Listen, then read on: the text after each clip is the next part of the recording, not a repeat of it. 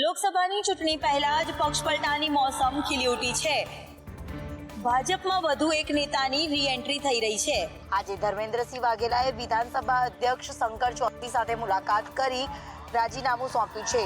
ચૂંટણી પ્રક્રિયા અને કોંગ્રેસને આપનાર નારાજ નેતાઓ ભાજપમાં જોડાય કે ન જોડાય, પણ અપક્ષ ધારાસભ્યએ ભાજપમાં જોડાવાનું એલાન કરી દીધું છે। ત્યારે રાજીનામા બાદ ધર્મેન્દ્રસિંહ વાઘેલાનું પણ એવું નિવેદન સામે આવ્યું છે કે જેમાં તેમણે કહ્યું કે થોડા દિવસ બાદ ભાજપમાં જોડાઈશ। મારી કોઈ મજબૂરી નથી। હું મારી જાતે અયોધ્યાની અંદર જ્યારે રામલલ્લા બિરાજમાન થયા હોય અને રામ રાજ્યની જ્યારે સ્થાપના થવા જઈ રહી હોય ત્યારે હું પણ એમાં સહભાગી થવા જઈ રહ્યો છું। એ સહભાગીમાંથી હું બાકાત ના રહી જાઉં અને મારા મતદારોની પણ આ જ ઈચ્છા હોય એ માટે થઈને હું રાજીનામું આપી રહ્યો છું। ધોરાજીના ધારાસભ્ય મહેન્દ્ર પાટલિયાનો એક વિડીયો વાયરલ થયો છે, જેમાં તેઓ ચૂંટણીમાં લીડને લઈને હળવી રમૂજ કરતા જોવા મળી રહ્યા છે। ટેન્શન ત્યારથી કરી ગયું છે, તમને કહું કે 5 લાખની લીડની પાટલે સાહેબે ટાર્ગેટ આપ્યું। મેં તો 5 લાખમાં અમે કીધું મારું ક્યાં, એટલે હું છે ને જયેશભાઈને ને ગોંડલ જયરાજસિંહ બાપુને કહેવાનો છું ભાઈ તમે 1.25 લાખનું કરી નાખો પૂરું, મારે કઈ બહુ વાંધો ન આવે, બરાબર ને।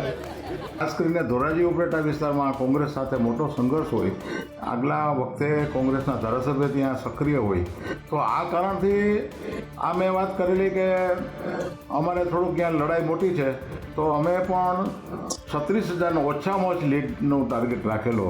આવી કોઈ અમારે ટેન્શનમાં નથી, અમે કોઈ હતાશા નિરાશામાં નથી અને આગામી લોકસભાની ચૂંટણી અમે 5.5 લાખના લીડથી પોરબંદર સંસદમાં વિજેતા થશું, એમાં કોઈ શંકાને સ્થાન નથી। હવે વાત કરીએ કોંગ્રેસના પૂર્વ ધારાસભ્ય એવા લલિત વસોયાની, કે જેઓ ઘણીવાર કેટલાક કાર્યક્રમમાં ભાજપના નેતાઓ સાથે જોવા મળતા હોય છે। તાજેતરમાં જ લલિત વસોયા ભાજપના નેતાઓ સાથે જોવા મળતા લલિતભાઈ શું ભાજપમાં જાય છે તેવી વાતે જોર પકડ્યું છે। ત્યારે આ અંગે કોંગ્રેસના પૂર્વ ધારાસભ્ય લલિત વસોયાએ સ્પષ્ટતા પણ કરી। મિત્રો, કોંગ્રેસ પાર્ટીનું મારી ઉપર ઘણું ઋણ છે અને એ ઋણ ચૂકવવા માટે મેં સંગઠનમાં રાજકોટ જિલ્લા કોંગ્રેસ પ્રમુખ તરીકેની જવાબદારી લીધી છે અને આપ સૌને ખાતરી આપું છું કે કોંગ્રેસ પાર્ટીના આ નબળા સમયની અંદર હું કોંગ્રેસનું ઋણ ચૂકવવા માટેનો પ્રયત્ન કરવાનો છું અને આ સંજોગોમાં પાર્ટીની આ નબળી સ્થિતિની અંદર જો હું પાર્ટી છોડીને જાઉં તો હું એવું માનું છું કે મારી જનતાનું ધાવણ લાગે। ભાજપ 2024ની લોકસભા ચૂંટણી માટે સજ્જ છે। વડાપ્રધાન નરેન્દ્ર મોદીએ બીजेपीના संकल्प पत्र માટે સૂચનો માંગ્યા છે। आज इस आयोजन में शामिल युवाओं की मैं इस बात के लिए और सराहना करना चाहता हूं। आपने अमृत महोत्सव के दौरान जन भागीदारी की अद्भुत मिसाल कायम की। आप भी मेरा युवा भारत माय भारत संगठन से जरूर जुड़िए। भारत के युवा ही बीजेपी के संकल्प पत्रों को गाइड करेंगे और आपके सुझावों में जो मुझे बहुत अच्छे लगेंगे कोई टीम उसको सिलेक्ट करेगी, आपके साथ बैठूंगा, गपशप करूंगा और अधिक जानने का प्रयास। રાજકોટ સિવિલ હોસ્પિટલ વારંવાર ચર્ચામાં આવતી હોય છે, ત્યારે ફરી એક વખત મહિલા કર્મચારીએ બનાવેલી રીલના કારણે સિવિલ હોસ્પિટલ ચર્ચામાં આવી છે। નેશનલ હેલ્થ મિશન ગાંધીનગર દ્વારા રાજકોટ સિવિલ હોસ્પિટલમાં આસિસ્ટન્ટ હોસ્પિટલ એડમિનિસ્ટ્રેટર તરીકે 8 વર્ષ પહેલા જ્યોતિબેન વાઘેલાની નિમણૂક કરવામાં આવી છે, પરંતુ મહિલા કર્મચારી સરકારી કામકાજ છોડી ઓફિસ સમયમાં જ તબીબી અધિક્ષકની ચેમ્બરમાં જ રીલ બનાવી પોતાના સોશિયલ મીડિયાના એકાઉન્ટમાં મૂકતા વિવાદ છેડાયો છે। તબીબી અધિક્ષકની ચેમ્બરમાં રાખવામાં આવેલ સર્ટિફિકેટ, ટીવી સહિતની સરકારી ચીજવસ્તુ આ રીલમાં દ્રશ્યમાન થાય છે। તબીબી અધિક્ષક ડોક્ટર RS ત્રિવેદીએ જણાવ્યું હતું કે સરકારી કચેરીમાં ઓફિસ સમયે કોઈ કર્મચારી પોતાનું અંગત કામ કરી જ ન શકે। આમ તો પોલીસ સહિતના સરકારી કર્મચારીઓને સરકારી વાહન કે ડ્રેસ કોડમાં રીલ બનાવવા પર મનાઈ ફરમાવતો પરિપત્ર છે, પરંતુ આ પરિપત્રનો આ બનાવમાં ઉલાળ્યો થતો હોય તેવું લાગી રહ્યું છે। શું તમે પાણીપુરી ખાવાનો શોખીન છો? તો આ ન્યૂઝ તમારા માટે।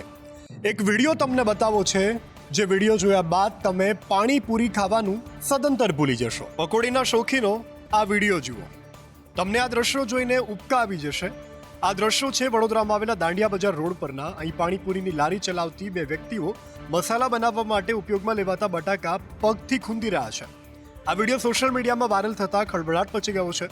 આપને જણાવી દઈએ કે લગભગ પાણીપુરીની લારીઓ ચલાવનારા ગંદકીથી ઉભરાતા સ્લમ વિસ્તારમાં રહેતા હોય છે. તેઓ ગંદકી વચ્ચે જ પાણીપુરીની તમામ સામગ્રી તૈયાર કરતા હોવાની હકીકત અનેકવાર સામે આવી છે. તેમ છતાં સ્થિતિ જેમની તેમ છે. આ વિડીયો સાબિત કરે છે. મહત્વનું છે કે આવા વિડીયો અનેક વખત સામે આવે છે. તંત્ર કામ પણ કરે છે, છતાં પણ સ્થિતિ ઠેરની ઠેર જોવા મળે છે અને મહાનગરોમાં ભેળસેળવાળી અને આવી ગંદી વસ્તુઓનું ખુલ્લેઆમ વેચાણ થતું રહે છે. તળાવ બોટ દુર્ઘટનાનો મુખ્ય સૂત્રધાર પરેશ શાહ આખરે પોલીસને હાથ લાગી ગયો છે. સંતની મધ્યસ્થી તે હાજર થયો છે. ભરણી લેક હોનારતનો મુખ્ય સૂત્રધાર પોલીસ સમક્ષ હાજર થયો છે. પરેશ શાહ કોટિયા પ્રોજેક્ટનો મુખ્ય સૂત્રધાર છે. વિગતો મુજબ બુધવારે બપોરે ધાર્મિક સંતની મધ્યસ્થીથી પરેશ શાહ હાજર થયો છે. આ સાથે પરેશ શાહ ગઈકાલે ઝડપાયેલા ગોપાલ શાહનો સંબંધી હોવાનું પણ ખુલ્યું છે. અહીં નોંધનીય છે કે દુર્ઘટનાની ફરિયાદમાં પોલીસે પરેશ શાહનો ફરિયાદમાં ઉલ્લેખ કર્યો ન હતો. કોટિયા પ્રોજેક્ટ્સના ડિરેક્ટર તરીકે પણ પરેશ શાહનું નામ ન હતું. આ તરફ ફરિયાદમાં આખરે લોકોનો રોષ અને વિવાદ બાદ પરેશ શાહ હાજર થયો છે. તો આજે મૃતક બાળકોના વાલીઓ હાઈકોર્ટ પહોંચ્યા હતા. વાલીઓએ ભીની આંખે સંદેશ ટીવી સાથે વાત કરી કડક સજાની માંગ કરી છે. બલોપાત કરતા વાલીઓની બસ એક જ માંગ છે, આરોપીઓને કડકમાં કડક સજા થાય. એએમસીના અંધેર વહીવટના પગલે પ્રજા પરેશાન થઈ રહી છે. 6 મહિનાથી ચાલતી રોડ રસ્તાની કામગીરીને લઈને તંત્ર હજુ એ કામગીરી પૂર્ણ ન કરી શકતા નિષ્ફળ સાબિત થયું છે. એકવાર ફરીથી શહેરમાં પ્રશાસનના પાપે પ્રજાને હાલાકી ભોગવવાનો વારો આવ્યો છે અને સાથે જ શહેરમાં રોડ રસ્તાના કામ ઝડપી બન્યાના દાવા તંત્રના ફેલ સાબિત થયા છે. અંદાજિત 6 મહિનાથી ચાલતા રોડની કામગીરી પૂર્ણ કરવામાં તંત્ર ફેલ રહ્યું છે. તેનું ઉદાહરણ પૂરું પાડ્યું છે શહેરના જોધપુર વેજલપુર તરફ જવાના માર્ગે. આ રોડ એક તરફ તો બિસ્માર હાલતમાં છે અને અહીં બીજી બાજુ રોડની બનવાની કામગીરી મંથન ગતિથી ચાલતા પ્રજા પરેશાન થઈ રહી છે. ધીમી ગતિને લીધે રાહદારી વાહન ચાલકોને હાલાકી પડે છે, જેથી રોડ ઝડપી બનાવવા પ્રજાની પ્રશાસન સમક્ષ માંગ છે અને પ્રશાસન સામે નારાજગી અને રોષ પણ છે. રોડ રસ્તા બિસ્માર હોવાને લઈને હાઈકોર્ટે પણ અનેકવાર ટકોર કરી છે, જેને લઈને સ્થિતિ જોઈને લાગી રહ્યું છે કે જાણે તંત્રને કોઈ પરવા ન હોય. ફરિયાદ ના નોંધી શકે. સુરતમાં 200 કરોડનું બોગસ બિલિંગ કૌભાંડ ઝડપાયું છે. જીએસટીની તપાસમાં આ કૌભાંડ ઝડપાયું છે. આપણે જણાવી દઈએ કે 34 જેટલી પેઢીના 8 સંચાલકોની સામે ગુનો નોંધાયો છે. સુરતમાં જીએસટીની તપાસમાં 200 કરોડનું બોગસ બિલિંગ કૌભાંડ ખુલ્યું છે. ખોટી રીતે 22 કરોડની આઈટીસી લેનાર 34 પેઢીના 8 સંચાલકોની સામે ગુનો દાખલ થયો છે. પહેલી વખત સીજીએસટીના અધિકારી ફરિયાદી બન્યા છે. ભંગાર, લાકડા અને કેમિકલના બિલો બનાવ્યા હતા. આ ચીટર ટોળકીઓએ જે પેઢી બનાવી હતી તેમાં મુખ્યત્વે ભંગારના વેપાર બતાવવામાં આવ્યા. આ ઉપરાંત ટોળકીએ વાપીમાં જે બિલો મૂકવામાં આવ્યા હતા તેમાં કેમિકલના બિલો બતાવ્યા હતા. આ ટોળકીએ કોના આધાર કાર્ડ તેમજ બીજા ડોક્યુમેન્ટનો ઉપયોગ કર્યો તે સમગ્ર ઘટના અંગે ઇકો સેલની ટીમે તપાસ શરૂ કરી છે. તો આ તરફ અમદાવાદની સિવિલમાં મેડિકલ ચેકઅપ માટે લાવવામાં આવેલો બોગસ બિલિંગ કૌભાંડનો એક વ્યક્તિ પોલીસ જપ્તામાંથી દૂર છે, જેના 6 દિવસના રિમાન્ડ મંજૂર થયા હતા. 75માં પ્રજાસત્તાકના એક દિવસ પહેલા કેન્દ્ર સરકારે રાષ્ટ્રીય વીરતા અને સેવા મેડલની જાહેરાત કરી છે, જેમાં ગુજરાતના 2 અધિકારી અને 15 કર્મચારીનો સમાવેશ થાય છે. 75માં પ્રજાસત્તાક દિવસ અગાઉ ગૃહ મંત્રાલય દ્વારા રાષ્ટ્રીય વીરતા પુરસ્કાર અને સેવા મેડલની જાહેરાત કરી દેવામાં આવી છે. આ વર્ષે police, fire service, home guard, civil ડિફેન્સના 1132 કર્મચારીઓ, અધિકારીઓને તેમની અસાધારણ સેવાઓ માટે સન્માનિત કરવામાં આવશે. ગુજરાતની વાત કરીએ તો આવતીકાલે ગુજરાતના કુલ 17 પોલીસ કર્મચારી અને અધિકારીઓને સન્માનિત કરવામાં આવશે, જેમાં 2 પોલીસ અધિકારીઓ ડીવાયએસપી શશિભૂષણ શાહ અને એએસઆઈ પ્રદીપ મોંગેને પ્રેસિડેન્ટ મેડલ એનાયત કરશે, તો 15 પોલીસ કર્મચારીઓને વિશિષ્ટ સેવા મેડલ એનાયત કરવામાં આવશે. આ ઉપરાંત બીએસએફમાંથી મનિન્દર પવાર અને સીબીઆઈમાંથી ગુજરાત કેડરના રાગેન્દ્ર વર્ષને રાષ્ટ્રપતિ એવોર્ડ એનાયત કરવામાં આવશે. દિલ્હીમાં કર્તવ્ય પથ પર ગણતંત્ર દિવસની પરેડ થવાની છે, ત્યારે ચાલો જાણીએ કેવી છે અહીં તૈયારીઓ. દેશમાં 26 જાન્યુઆરીએ 75મો ગણતંત્ર દિવસ ઉજવવામાં આવશે. આ દિવસે કર્તવ્ય પથ પર પરેડની તમામ તૈયારીઓ પૂર્ણ કરી લેવામાં આવી છે. પરેડની સુરક્ષા માટે દિલ્હી પોલીસ દ્વારા કડક બંદોબસ્ત ગોઠવવામાં આવ્યો છે. પરેડ સ્થળ સુધી પહોંચવા માટે દિલ્હી મેટ્રો સેવાઓ સવારે 4 વાગ્યાથી શરૂ થશે અને પ્રજાસત્તાક દિવસનો કાર્યક્રમ સવારે 7:30 વાગે શરૂ થશે. આ સમયે માત્ર રાષ્ટ્રપતિ દ્રૌપદી મુર્મુ જ ધ્વજ ફરકાવશે. 26 જાન્યુઆરીને રોજ સવારે 9 વાગ્યાથી પરેડનું લાઈવ સ્ટ્રીમિંગ શરૂ થશે. પરેડ વિજય ચોકથી સવારે 10:30 વાગે શરૂ થશે અને ડ્યુટી પથ થઈને નેશનલ સ્ટેડિયમ પર સમાપ્ત થશે. તો નાસ્તા, કેચઅપ અથવા ચટણી જેવી ખાદ્ય ચીજો પરેડમાં લઈ જવાની મનાઈ છે.